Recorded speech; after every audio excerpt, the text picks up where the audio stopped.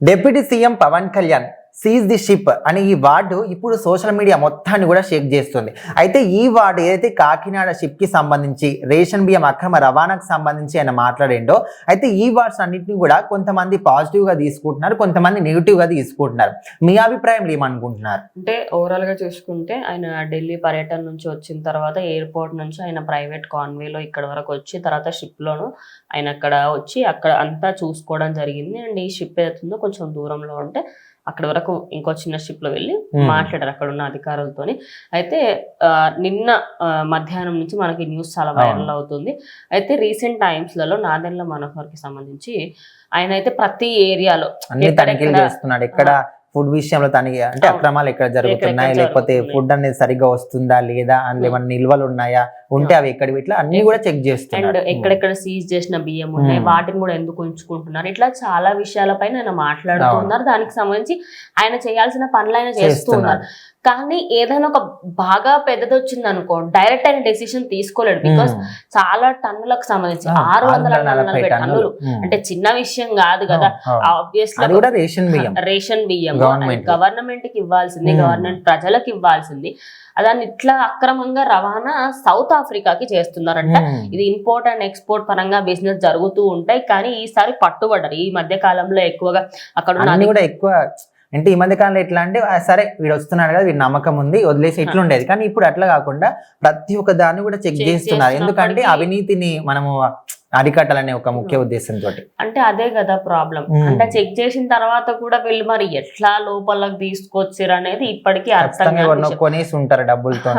So అక్కడ పైకి రావడం జరిగింది. పైకి వచ్చిన తర్వాత ఆయన ఎప్పుడైతే ఆయన ఒక స్వాగ్ ఉంటది కదా, ఆయన ముందు నుంచి అదొక యాటిట్యూడ్ ఉంది, దాన్ని నెగిటివిటీగా పోర్ట్రేట్ చేయడం జరిగింది. అదేంటంటే 10,000 మంది ఉద్యోగాలు పోతాయి అన్నారు కదండి. నేను ఇది మీకు పోర్ట్ ఇచ్చింది, మేము గవర్నమెంట్ పోర్ట్ ఇచ్చింది స్మగ్లింగ్ చేసుకోవడానికి అందరు. మరి ఆ వర్డ్ మీకు ఎవరికి ఎందుకు వినిపించట్లేదు? కరెక్టే కదా, ఇది స్మగ్లింగ్ చేసుకోవడానికా, మీకు ఇది ఇన్స్పిరేషన్ ఉందా అని చెప్పేసి ఆయన నవ్వడం జరిగింది. ఆయన నవ్వారు కదా అని అక్కడ ఉన్న కొంచెం అమ్మాయి తీసుకోలేము, ఒక్క సెకండ్ కే సీత షిప్ అన్నారు. ఎందుకంటే ఆయన సీరియస్ గా ఉంటే ఖచ్చితంగా దానికి సంబంధించిన యాక్షన్స్ తీసుకుంటారు. ఇప్పుడు 10,000 మందికి సంబంధించి ఉద్యోగాలు పోతాయన్న ఆయన ఎందుకు యాక్షన్ తీసుకున్నారు అంటే, ఇప్పుడు ఆ 10,000 మందిని కూడా మేము లెక్క చేయట్లేము, మీరు తప్పు చేస్తే అని చెప్పేసి ఆయన నిదర్శనంగా ఉన్నారు. కానీ ఇక్కడ ఏమని తప్పుగా పోర్ట్రేట్ అవుతుంది అంటే, ఆ 10,000 మందిలో 1000 మందే తప్పు ఉంటదేమో కదా, మీకు ఎట్లా తెలుసు అని. ఒక్కటండి, చిన్న అధికారైనా పై అధికారైనా ప్రతి ఒక్కరి సంతకం లేకుండా అది పోర్టు వరకు వెళ్ళదు. 10,000 మంది అని వాళ్ళు అన్నప్పటికీ కూడా అంతమంది అందులో ఇన్వాల్వ్ అవ్వరని నా అభిప్రాయం. ఎందుకంటే ఒక్క పోర్టుకి సంబంధించి అందరు ఉద్యోగాలు అయితే తీయలేరు కదా. ఇప్పుడు అక్కడ ఎవరైతే రవాణా వెళ్తున్నది, ఇది పలానా ఏరియాకి వెళ్తుందని ఒక ఆయన సంతకం కావాలి, ఆయన తీసేయండి. లేకపోతే కొన్ని పర్టికులర్ మెంబర్స్ అంటే వీళ్ళ సంతకం లేకపోయినా వీళ్ళ ప్రాయం లేకుండా అది ముందుకు వెళ్ళది అనుకున్న వ్యక్తులను తీయండి. ఇంకోటి, ఈ డీల్ మాట్లాడిన వాళ్ళని తీయండి. అట్లంటే ఒక 1000 మంది వరకు బయటపడతారు. కానీ 10,000 మంది వాళ్ళు చెప్పడంతో సార్ ఇంతమంది జీవితాలు నాశనం అయిపోతాయి అంటే సో వాట్ అన్నట్టు ఆయన అన్నారు. కానీ అందులో అందరిది తీస్తారన్న నమ్మకం లేదు. ఖచ్చితంగా తీసే వాళ్ళని తీస్తారు. ఆ మాట అన్నదానికి నువ్వు నీకు అధికారం ఎక్కువ, అది ఇది నీకు పౌరుషం ఎక్కువ అని మాట్లాడుతున్నారు. దాని తర్వాత seize the ship, central government నుంచి ఏమన్నా ప్రెషర్ వస్తే నేను చూసుకుంటాను. ఎందుకు ఆయన డిప్యూటీ సీఎం అయ్యా ఎమ్మెల్యే అనుకుంటున్నారా, ఎంపీ అనుకుంటున్నారా మీరు?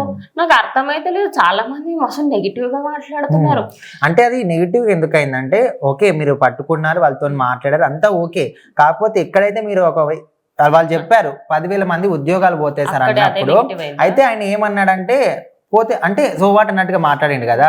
సో అక్కడ 10,000 మంది ఉద్యోగాలు అనే విధంగా చాలా మంది నెగిటివ్ గా తీసుకుంటున్నారు దాన్ని. అంటే దానికి అట్లా అన్న తర్వాత ఒక మాట చెప్పేది ఉంది, ఎట్లా అంటే 10,000 మంది ఉద్యోగాలు పోతాయి కదా, ఓకే ఇది పోతే నేను ఇంకో దాంట్లో చూపిస్తాననే విధంగా చెప్పినుంటేనన్నా బాగుండేది.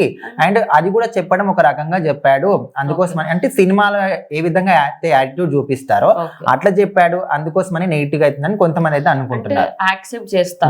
ఇప్పుడు నేను దొంగనండి, నాకు మీరు రాజభవనంలో జాబ్ ఇచ్చినా నేను దొంగతనమే చేస్తా, ఖచ్చితంగా ఎంతైనా ఆ బుద్ధి ఇంతో కొంత ఉంటది.